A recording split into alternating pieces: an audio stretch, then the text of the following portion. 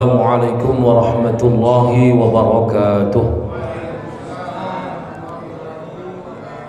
Alhamdulillahi rabbil alamin, wassalatu wassalamu ala sayyidina Muhammadin wa ala alihi wa sahbihi ajma'in. Subhanaka la ilma lana illa ma 'allamtana innaka antal alimul hakim. Shadaqallahul azim. Bapak Ibu yang saya hormati, bersyukur dengan mengucapkan lafaz alhamdulillah, salawat dan salam kepada junjungan alam Nabi Muhammad Rasulullah sallallahu alaihi wasallam. Allahumma salli ala Sayyidina Muhammad wa ala ali Sayyidina Muhammad. Insyaallah kita layak menjadi umat yang mendapat syafaat, amin ya rabbal alamin. Bapak Ibu yang saya hormati, kajian kita maghrib ini saya mengutip dalam kitab Tanbihul Ghafilin yang ditulis al-Imam Syekh Abu Lais As-Samarqandi. Beliau mengatakan waruya anni Sufyan al-Thawri, diriwayatkan dari Sufyan al-Thawri annahu qala, sesungguhnya dia berkata, asratu asya'a min az-zafa, ada 10 golongan orang yang paling kejam di dunia ini. Pertama adalah awwaluha rajulun aw imra'atun yad'u li nafsihi wa la yad'u li walidayhi wal mu'minina, seorang laki-laki atau perempuan yang mendoakan dirinya, tapi kejamnya dia lupa melibatkan isi doanya untuk orang tuanya dan orang-orang muslim. Ini orang yang paling kejam. Saya ulangi, orang kejam pertama adalah, kata al-Imam Sufyan al-Thawri, seorang laki-laki atau perempuan yang berdoa untuk dirinya tapi lupa dia memasukkan doanya untuk kedua orang tuanya dan untuk orang-orang Islam. Berarti lebih kejam lagi, apalagi tak ikut berdoa. Makanya kalau ada orang Muhammad, Bapak Ibu, kata Nabi, orang yang tak ikut berdoa dan mendoakan doa orang lain, kaulah yang paling sombong di hadapan Allah. Ini sudah kita rasakan Bapak Ibu di akhir zaman ini. Kadang-kadang macam tak butuh dia mengaminkan doa orang. Jangan sombonglah Bapak Ibu. Walaupun macam mana paham Bapak Ibu, itu yang dimintanya di hadapan Allah yang baik-baik. Tidak ada ustadz ataupun imam yang di muka ini mendoakan yang buruk-buruk untuk orang-orang Islam. Pasti yang baik. Urusan sampai tak sampai bukan hakmu. Hakmu meminta di hadapan Allah. Maka saya kadang-kadang sedih zaman sekarang. Kalau awak solat maghrib, solat zuhur Pak, tak ada yang mengaminkan doa awak. Betul. Pergi semua, yang pergi itu macam paten kali lah kau yang enggak. Betul Pak. Bapak jangan tersinggung. Aku kadang-kadang takut aku ceramah di masjid ini Pak. Iya, kadang-kadang begitu kita. Kalau dulu mana? Kata Sufyan al-Thawri, orang tuamu pun tak kau doakan dalam doamu. Kejam enggak itu Bu? Kejam. Orang tua tak pernah melupakan nama anaknya dalam doanya. Betul Bu? Tapi anak banyak melupakan doanya untuk kedua orang tuanya. Apalagi anak-anak sekarang kalau mau wisuda, jijik kali aku tengoknya itu.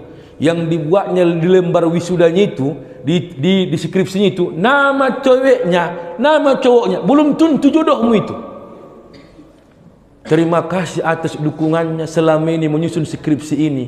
Mudah-mudahan dengan dukunganmu atas doamu aku menyelesaikan S1. Padahal enggak jodoh, tahankan, udah di stempel rektor di situ. Udah enggak jodohmu, kau doakan pula, kau masukkan dalam catatan sejarah. Kau dulu mana pernah orang tuaku lah yang mendoakan aku. Saya mohon maaf Pak, saya kalau masalah doa luar biasa. Nah, walaupun kurang sehat. Baru-baru ini demam orang tua saya. Jadi saya bilang, "Oma, kenapa ayah demam?" Panggil dokter suntik. Resah pikiran saya karena baru pulang dari Rokan Hilir hari Kamis. Jadi gimana lah caranya mau pulang, jadwal ditelepon dari Bagan Batu, Ustaz bisa ceramah ke Bagan Batu hari Sabtunya Pak, jarak 3 hari. Berarti cara Allah mengabulkan doaku, diundang orang aku dulu baru ku tengok ayah oma aku. Maka zaman sekarang ini banyak orang heran nengok saya, kau bolak-balik kau keluar kota. Bukan karena aku, doa oma aku ada dalam doanya. Kita sekarang terbalik Bu, anak sekarang kalau berdoa untuk dirinya, dan kita pun banyak begitu. Lupa kita Pak, itulah yang paling sedih dan paling kejam. Allahumma firli junubi, ini yang paling banyak kita masuk, ya kan? Allahumma firli junubi wa liwalidayya warhamhuma kama rabbayani saghira. Masuk kalau sikit. wa li jamil mu'minina wal mu'minat wal muslimina wal muslimat al ahya'i minhum wal amwat innaka ala kulli syai'in qadir. Allahumma inna nas'aluka salamatan fi dinina wa salamatan fi jasadina, baru dimasukkan keluarga wa anak-anak wa auladina wa ahlina wal muslimina wal muslimat wal mu'minina wal mu'minat. Kan luar biasa, Pak. Nah, makanya satu orang yang paling kejam adalah kau berdoa untuk dirimu tapi lupa memasukkan doa orang tuamu dalam doamu dan doa orang-orang Islam. Di mana kejamnya? Kejamnya satu, Bapak Ibu. Ketika orang mendoakanmu tanpa kau minta, disebutkan namamu, muslimin dan muslimat. Tapi ketika doa sendiri, lupa kau memasukkan saudara-saudaramu. Betul nggak, Pak? Nah, mulai hari ini kita robah.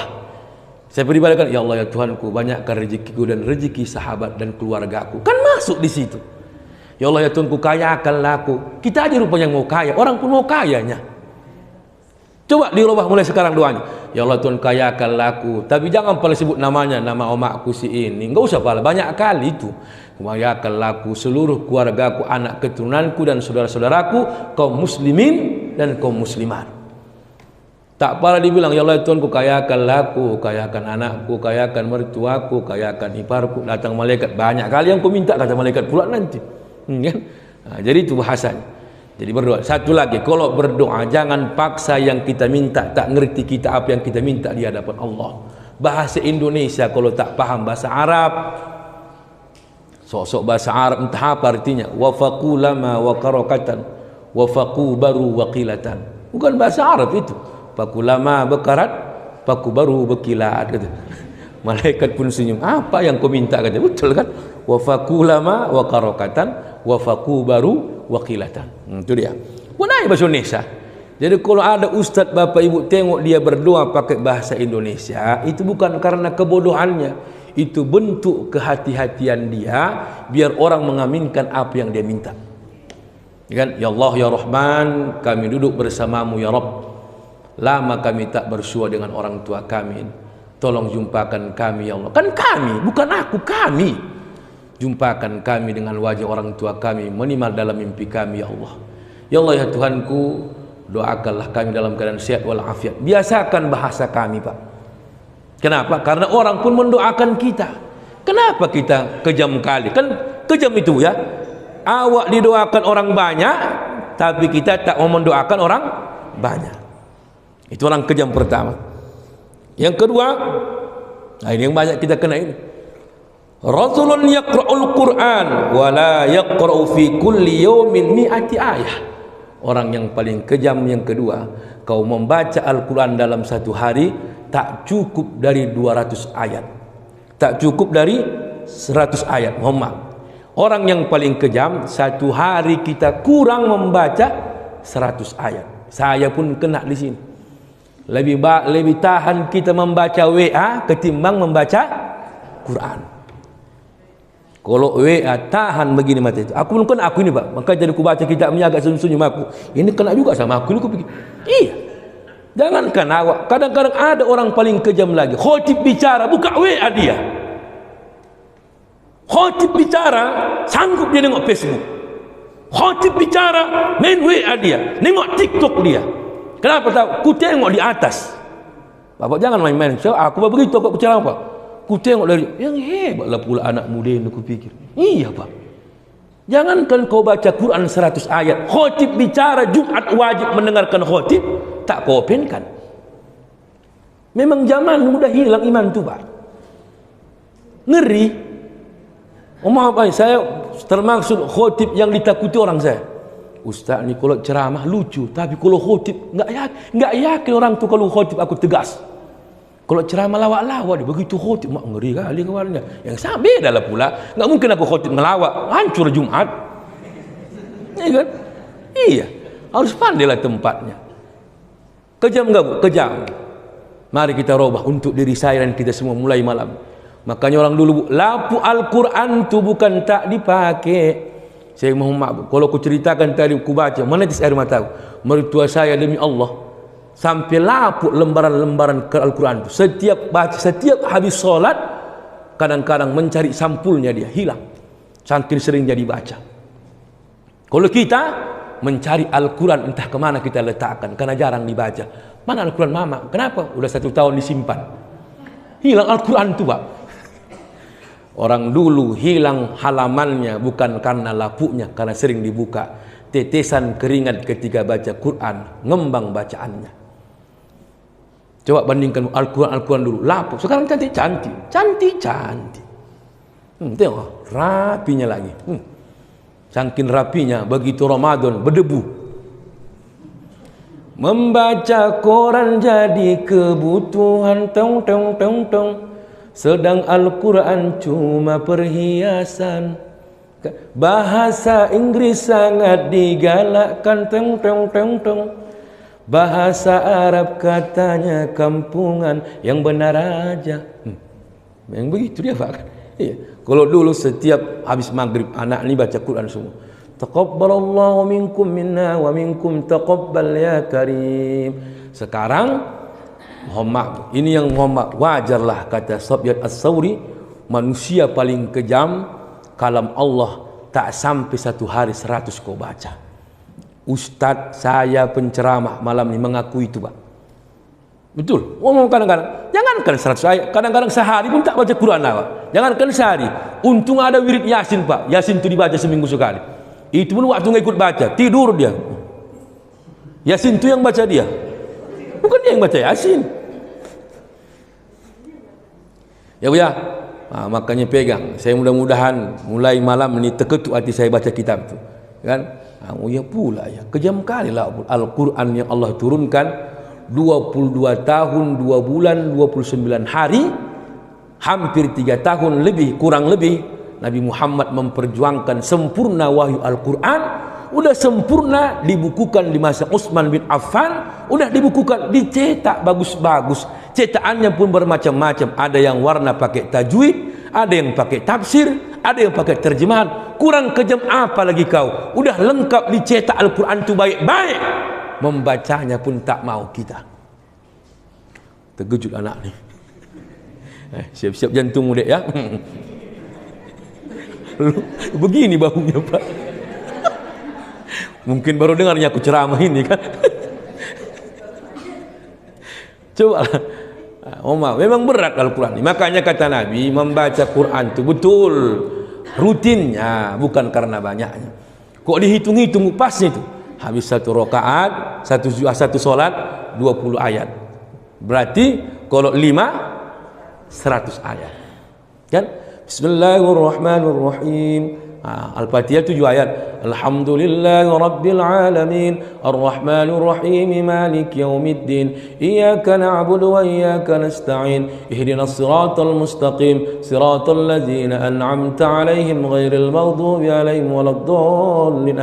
Apa yang hafal lagi? Bismillahirrahmanirrahim Inna a'tainakal kautsar Fasholli rabbika wanhar Inna sani'aka huwal abtar. Lagi menyapu. Bismillahirrahmanirrahim Qul huwallahu ahad Allahus samad lam yalid wa lam yulad wa lam yakul lahu kufuwan ahad. Udah 20. Bismillahirrahmanirrahim. Lagi ngasih makan laki, baca ayat kursi biar hilang setannya.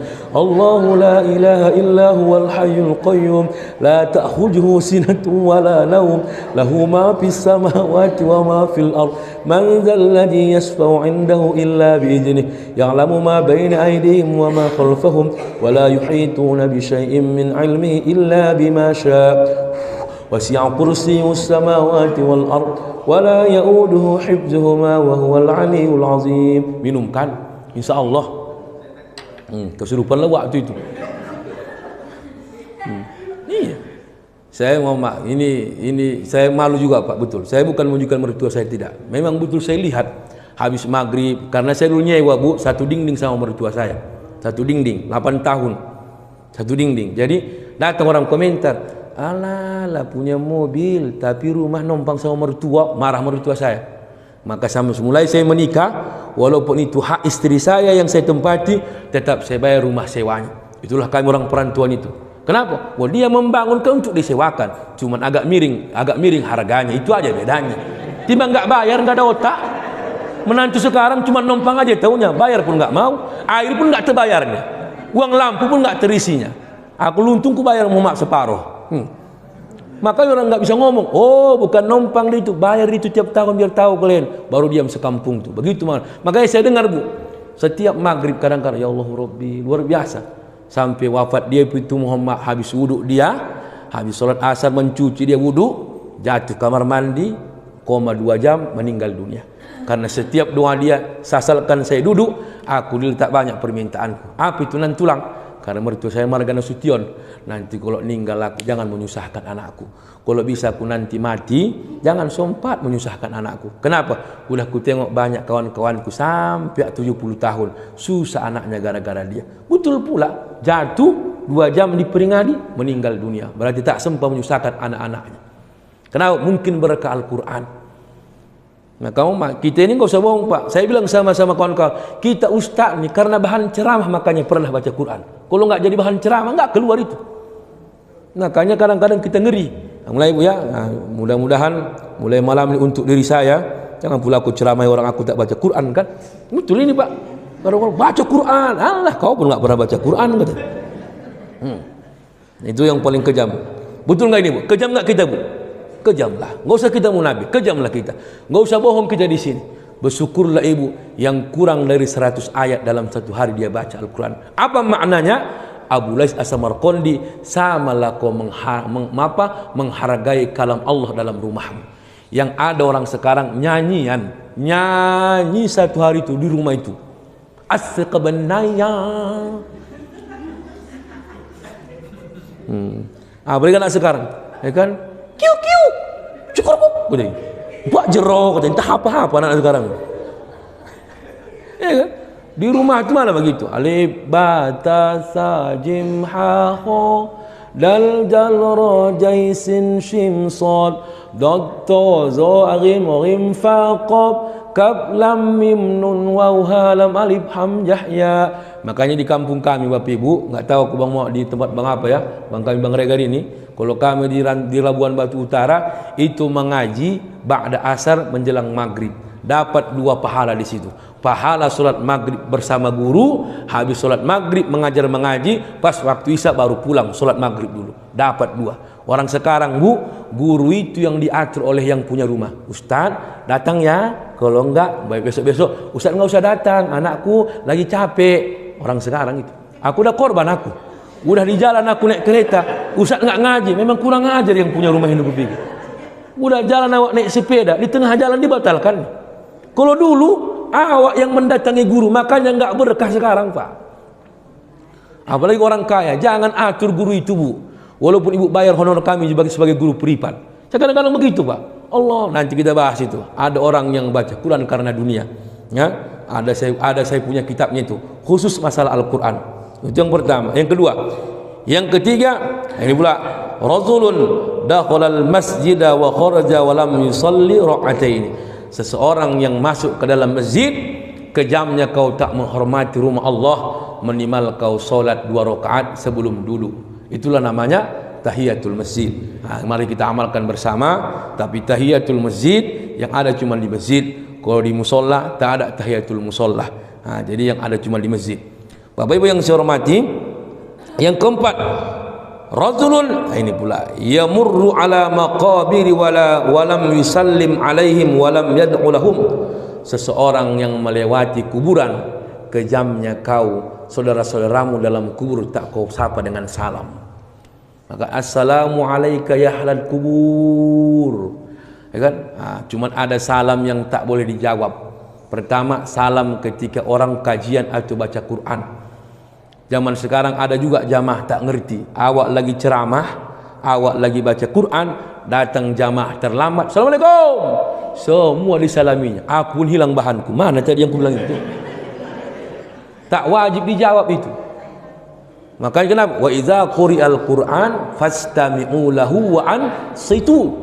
Karena orang kalau baca Quran, kata Allah dalam Al-Quran, 2 yang wajib diperhatikan. Pertama, perhatikan bacaannya, dengarkan bacaannya, perhatikan apa yang dibacanya. Orang sekarang nggak lagi. Mohon maaf, izin.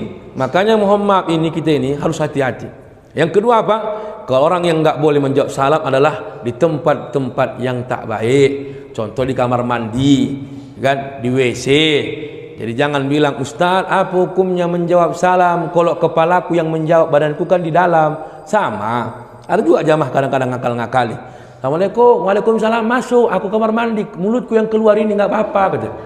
Jadi apa hukumnya? Kenapa pula yang kentut pantat yang diusap muka? Ini kadang-kadang manusia ini entah apa-apa. Iya betul. Ada yang bilang, Ustaz apa? Kenapa Pak Ustaz kalau awak kentut yang disapu muka? Yang malum pantat, mau tu mukamu, ku bilang. Muka aku lah, makanya dihapus, ku bilang. Macam zaman sekarang nih, Pak. Ya, yang ketiga, yang tak boleh menjawab salam ketika sholat fardu. Isyarat pun tak boleh. Isyarat pun tak boleh, ya kan? Allahu Akbar. Datang orang tua. Kalau sholat sunnah, orang tua datang, wajib menjawab salamnya, batalkan sholat sunnahnya, ya kan? Kalau sholat fardu, fardunya selesaikan, maka jawabnya tidak diabaikan pun tak durhaka, karena yang fardu yang dituntaskan yang pertama. Orang sekarang ada juga yang menjawab, macam mana caranya Ustaz hukumnya menjawab salam ketika sholat? Pakai isyarat. Tak boleh isyarat selain tasawuf dalam sholat. Allahu Akbar, Assalamualaikum, Allahu Akbar, dikuatkan di sebelah, biar tahu tamu itu lagi sholat. Enggak dengar pula, memang bandal pula tamu ini. Allahu Akbar, Assalamualaikum, Sami Allahu liman hamidah. Enggak ada hukumnya itu, yang setahu saya, Bu, kan? Yang saya kadang-kadang bandal tamu ini, Pak. Kita pun bertamu suka tahu waktu lah. Oh, lagi sholat, jangan dulu mengucap salam. Ini bandel kan, Assalamualaikum, Assalamualaikum. Emosi dengar ini. Masuk dalam kubur, lewat dalam kubur, ucapkan salam. Kenapa, Bu? Karena mereka menanti doa yang melintas di bumi, apakah ada yang mengingat mereka? Kan? Memang kuburan itu tak akan menjawab. Oh, kalau dijawabnya larilah kita. Waalaikumsalam. Wow, lari dia itu. Ya kan? Makanya memaafkan, makanya kita kan pandai-pandailah kita. Kenapa? Karena kuburan itu iktibar. Iktibar itu aradka qabraka fil hayah. Kata ulama Abu Atahya, kau melihat kuburmu ketika hidup, tapi tak pernah kau takut ketika kau tak hidup akan dikuburkan. Maka lewat, makanya, Bu, hikmah ziarah kubur itu beberapa persoalan. Pertama disampaikan Imam As-Suyuti, hikmah ziarah kubur mengingat kematian. Awak tengok makam ayah, oh udah lama pula bayar ya Allah. Kan, udah tahun berapa ini ya?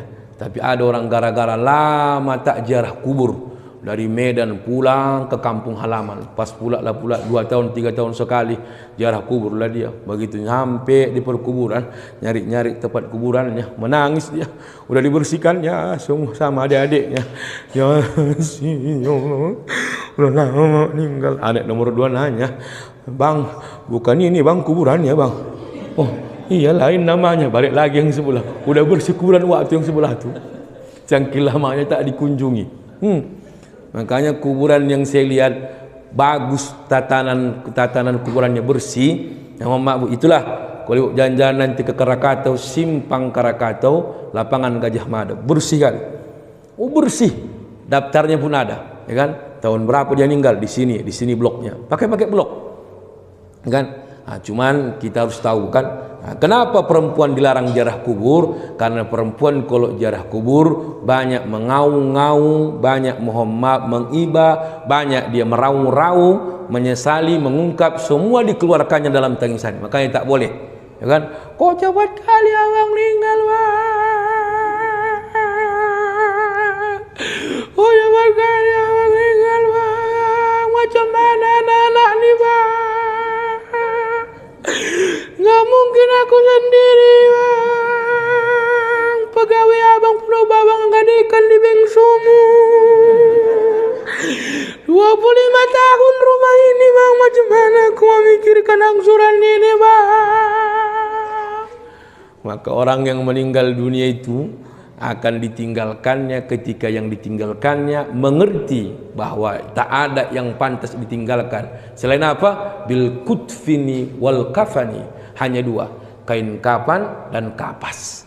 Sepaten-patennya kita Pak laki-laki, banyak yang kita tinggalkan di dunia, yang dibawa mati, kain kapan dan mobil Alphard kita harga 1 miliar, belum ada sejarahnya aku tengok masuk mobil itu yang 3 miliar itu ke pemakaman. Mobil STM itu juga lah. Cuman saya minta tolong Pak, ada satu hikmah yang kedua orang menghantar ke kuburan apa? Di situ hikmah kematian bagi orang yang menghantar orang mati ke kuburan. Apa itu? Memikulnya. Sekarang udah hilang Pak. Orang meninggal sekarang nggak ada iktibarnya. Di depan 10 kereta. Yang paling pala aku nengoknya jamaah sekarang, ayahnya meninggal dunia, disolatkan habis zuhur, anaknya pun tak ikut menyolatkan. Di luar dia merokok. Di luar. Angkat, masukkan ambulan. Di mana iktibarnya lagi? Dulu almarhum Hafiz Yazid, tuan guru kita, itu dibilangnya, salah satu yang memikul mayat itu sampai di perkuburan, di situ iktibar kematian. Waktu kocik kau ya, waktu kocik aku ya, ayah yang mengangkatku di atas pundakmu ke mana-mana. Sekarang ya, sekali inilah ku angkat badanmu di pundakku sampai akhir hayatmu di atas kuburmu. Waktu kocik aku ya, kemana-mana kau gendong aku, kau wajarkan aku iktibar kematian. Kalau sekarang udah mati kau ya, aku yang menghantarkannya. Menangis itu, la ilaha illallah, walaupun jauh. Lah, kalau sekarang masuk. Yang paling jijik aku nengoknya yang di depan. Weh, gosek, weh. Jangan pala begitu kali awak. Yang dibawa mayat Pak, agak sopan juga. Nggak ada otak kalian mayat ini. Supirnya pun kejam. Jangan kencang-kencang kali. Mayat itu sedih di dalam. Kok goyang? Jangan gitu kali lah Pak. Agak santai sedikit. Iya. Aku kadang-kadang nengok orang ngantar mayat. Ya Allah Rabbi. Masuk. Kan pakai kerenda. Ikat. Krak. Wow. Antar ke nomor ambil. Goyang. Aku di belakang Pak. Main. Uak aku bikin main. Janganlah gitu. Ya kan Bu ya? Mohon izin. Jadi yang dibilang menyegerakan itu bukan kencang, waktunya pas, kuburkan. Ya kan? Maka sekarang itu yang perlu. Nah, ya, kenapa? Makanya kalau orang melewat dalam kuburan, tengok pandang-pandang. Besok di sini juga aku. Juga bukan? Nah, hidup ini bagai lampu dinding yang dinyalakan di malam hari. Apabila minyak sudah kering, ia kan pasti padam sendiri. Apabila minyak sudah kering, ia kan pasti padam sendiri. Demikian hidup manusia selama hidup di dunia ini. Apabila dah cukup usia, putuslah hubungan di sana sini. Habis semua. Maaf, anak pulang, laki pulang, nikah lagi dia. Nggak usah bohong, nikah lagi. Oh deh, nang matanya nengok, mana janda semalam nih. Gitu. Yang selanjutnya, rajulun aw imra'atun nazala fi mahallitiha 'alim wa lam yadhhab ilai ahadun liyata'allama minhu syai'an minal ilm. Ini paling kejam. Seorang yang tidak berminat belajar ilmu, yang di kampung itu ada seorang ulama sampai mati meninggalkan dunia, orang tak mengambil ilmunya. Inilah paling kejam. Ada ustadz di kampung ini, ulama, ilmunya banyak, tapi tak kita hargai ilmunya. Sampai meninggal, barulah kecarian kita. Mana ustadz tu? Mana ustadz ini? Mana ulama ini? Habis. Kalau penceramah banyak Bapak Ibu, penceramah berserak di Medan, ulama yang udah berkurang. Kalau ceramah ini Bu Alan, banyak, udah contoh aja ceramah-ceramah yang lain-lain, jadi tuh. Bapak bisa jadi ustadz Pak. Contoh aja ceramahku di YouTube, jadi tuh. Lawak-lawaknya contohlah. Tulis, hafal mati, jadi. Tapi ulama, puluhan tahun dia mencari guru untuk ilmu. Orang sekarang tak open dia ilmu ulama itu sampai dia meninggal dunia. Salah satu ulama yang kehilangan kita, yang banyak ulama besar di Tembung Pak, Oh, begitu wafat ada ulama besar di Tembung, ya kan? Tuan guru ada, ya Allah, lupa pula saya namanya. 85 tahun usianya, dekat Titi Sewa sana, Pak. Luar biasa. Mengajar dia di masjid itu 43 tahun. Bayangkan di pengajian itu dia mengajar 43 tahun. Ulama-ulama kita sekarang suka menipis. Sumatera Utara ini dulu dikagumi. Allahu Akbar. Tengoklah Hafiz Yajid, almarhum Lahmuddin, apalagi ahli hadis, Profesor Dr. Ramli Abdul Wahid. Mana tanda kita lagi itu, Pak? Dulu dipakai di Johor Indah. Apalagi dulu, Allahu Akbar. Asbala Taib, udah tak lalunya lagi, Pak. Yang orang kita Aceh, Profesor.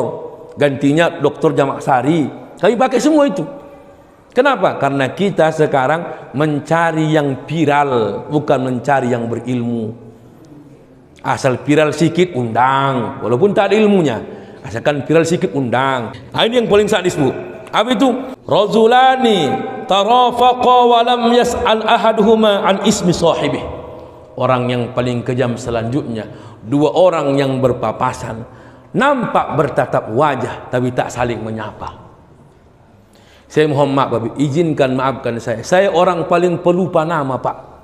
Paling pelupa saya nama orang. Tapi kalau muka, wah, ada jamaah saya jual martabak di samping ini. Ustaz, yo, jamaah ahli kelas Pak Ustaz. Oh ya Pak. Coba lah. Mana pula tandaku nama-namanya di sini? Ku itu banyak lagi urusanku, Pak. Bukan menghafal nama lagi awak kan. Yang penting hafal ibu mukaku. Ustaz, Ustaz, dia pun ngapal aku. Ustaz kan? Iya, Wak kan? Iya, udahlah pulang. Dibilangnya aku Ustaz, Wak tua ya. Betul.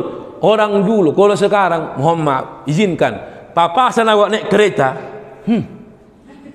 Aku udah kutanda orang itu, Pak. Jumpa di masjid, jumpa. Oh, lewat dia dari belakang, lewat. Itulah dia. Makanya kita, Bu, kalau jumpa sapa, Assalamualaikum, Waalaikumsalam. Itulah syiar agama. Assalamualaikum, Waalaikumsalam. Ataupun senyum, bitolqin wajhin, cerahkan wajahmu. Kan enak gitu, kan? Rupanya wak ni senyum aja. Kenapa senyum? Rupanya ganjal giginya. Senyum.